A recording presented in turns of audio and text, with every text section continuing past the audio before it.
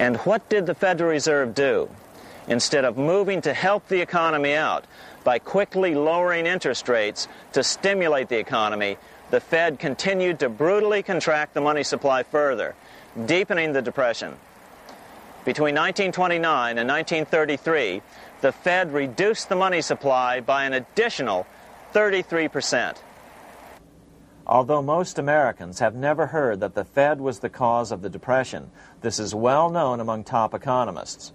Milton Friedman, the Nobel Prize-winning economist now of Stanford University, said the same thing in a National Public Radio interview in January of 1996.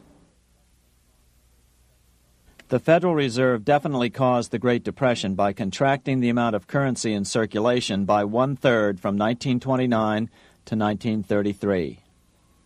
But the money lost by most Americans during the Depression didn't just vanish. It was just redistributed into the hands of those who had gotten out just before the crash and had purchased gold, which is always a safe place to put your money just before a depression. But America's money also went overseas. Incredibly, as President Hoover was heroically trying to rescue banks and prop up businesses, with millions of Americans starving as the Great Depression deepened, millions of dollars were being spent rebuilding Germany from damage sustained during World War I. 8 years before Hitler would invade Poland, Representative Louis McFadden, chairman of the House Banking and Currency Committee, warned Congress that Americans were paying for Hitler's rise to power. After World War I, Germany fell into the hands of the German international bankers. Those bankers bought her, and they now own her lock, stock, and barrel.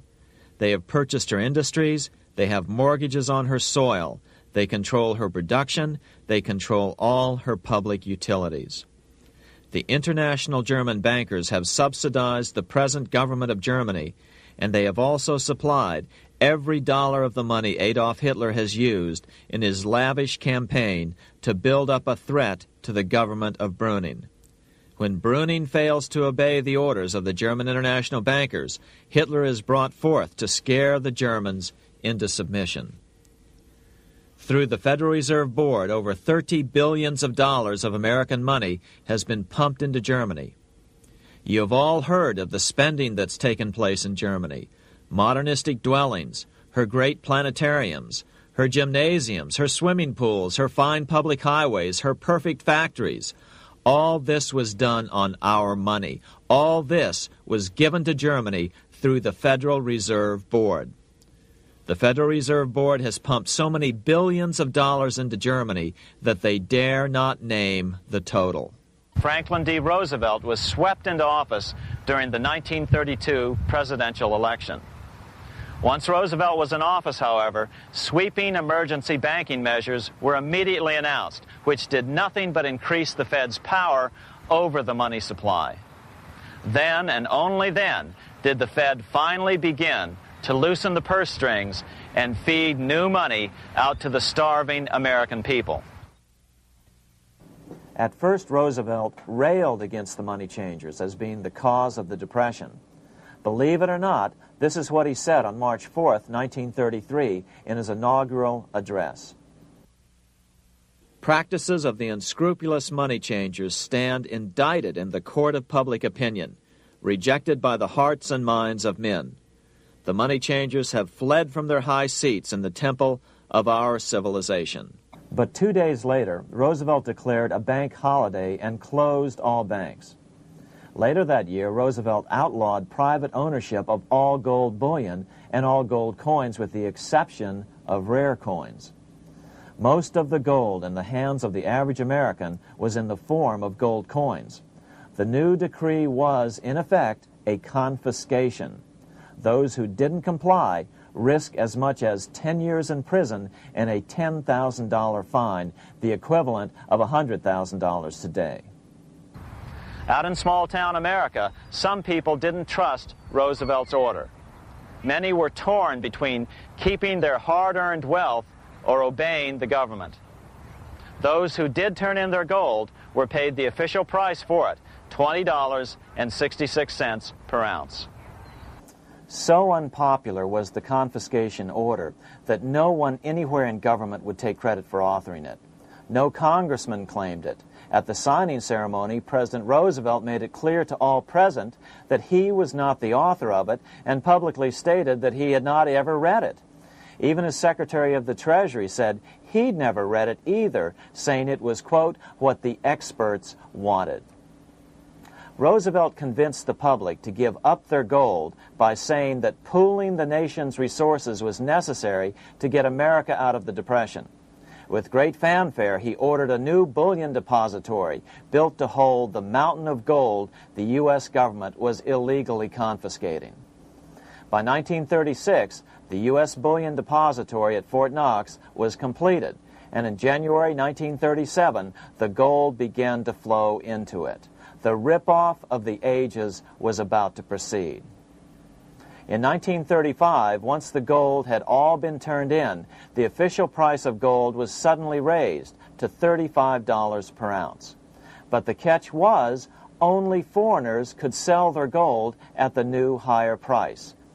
The money changers who had heeded Warburg's note and gotten out of the stock market just before the crash and bought gold at $20.66 per ounce, then shipped it to London, could now bring it back and sell it back to the government, nearly doubling their money while the average American starved. The Fort Knox Bullion Depository sits here in the middle of the Fort Knox Military Reservation, 30 miles southwest of Louisville, Kentucky. This was as close as we were permitted to get to the depository despite years of letters from members of Congress to allow our film crew inside. The 4-acre grounds immediately surrounding the building are guarded by an electrified steel fence, an open moat, and 4 machine-gun-armed guard pillboxes at the structure's corners. When the gold began arriving on January 13, 1937, there was unprecedented security. Thousands of official guests watched the arrival of a 9-car train from Philadelphia, guarded by armed soldiers, postal inspectors, Secret Servicemen, and guards from the U.S. Mint. It was all great theater.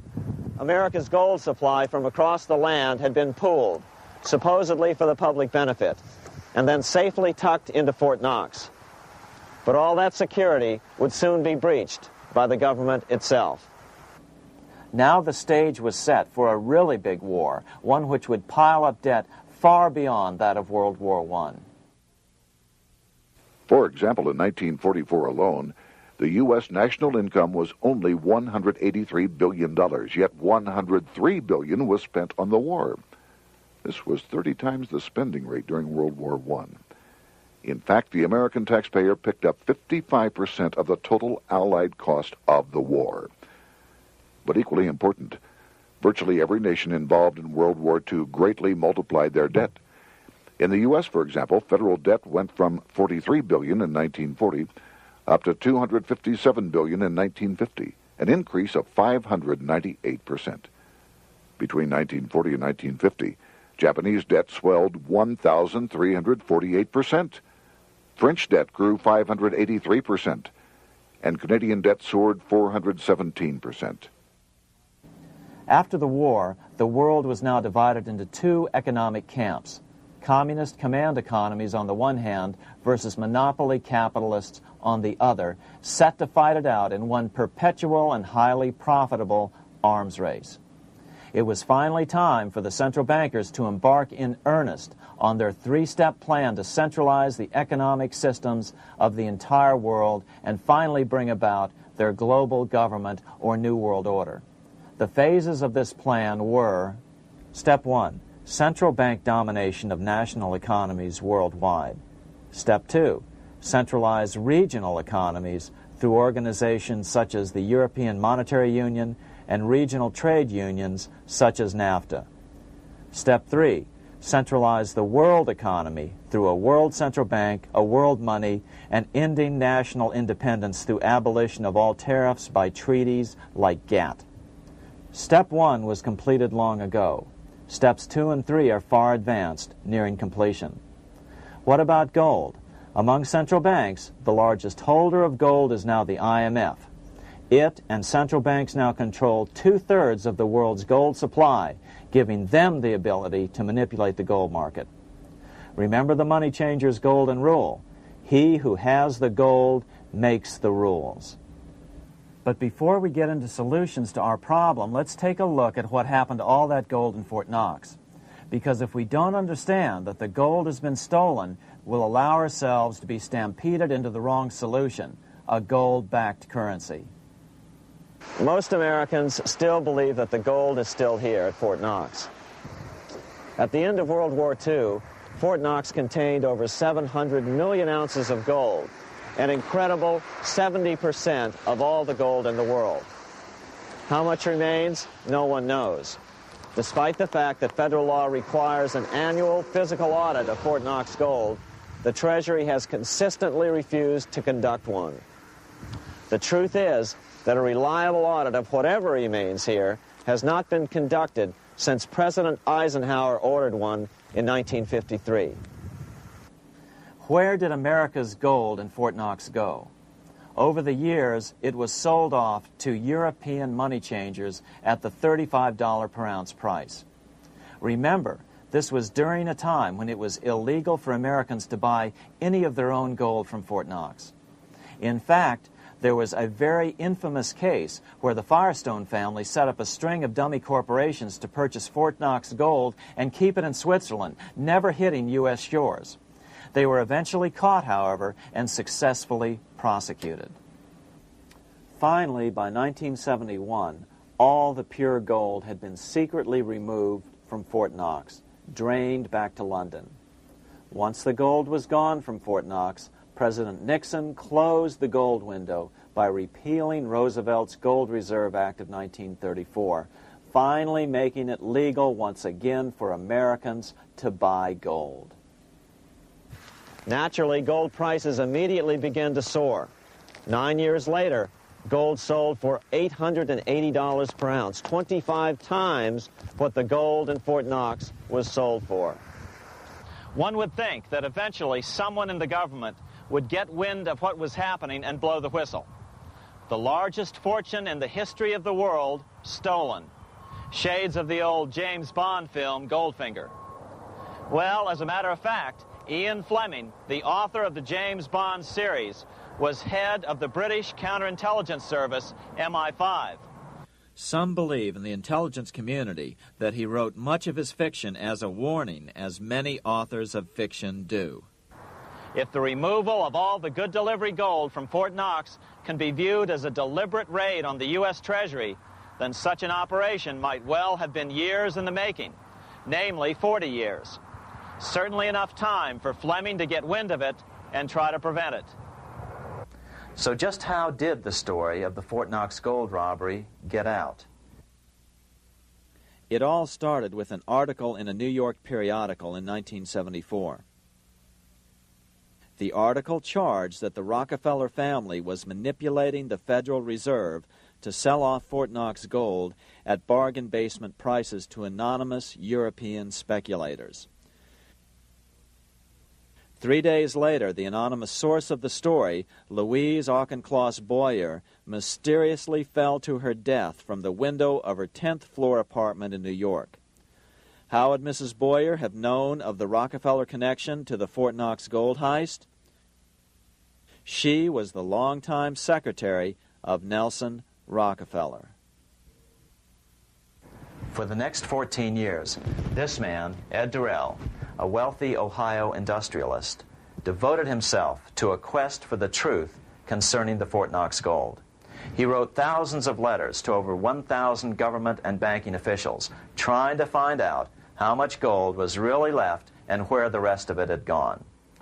Edith Roosevelt, the granddaughter of President Teddy Roosevelt, questioned the actions of the government in a March 1975 edition of the New Hampshire Sunday News. Allegations of missing gold from our Fort Knox vaults are being widely discussed in European financial circles.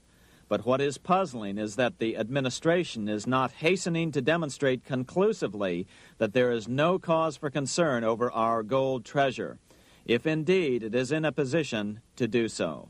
Unfortunately, Ed Durrell never did accomplish his primary goal, a full audit of the gold reserves in Fort Knox. It's incredible that the world's greatest treasure has had little accounting or auditing.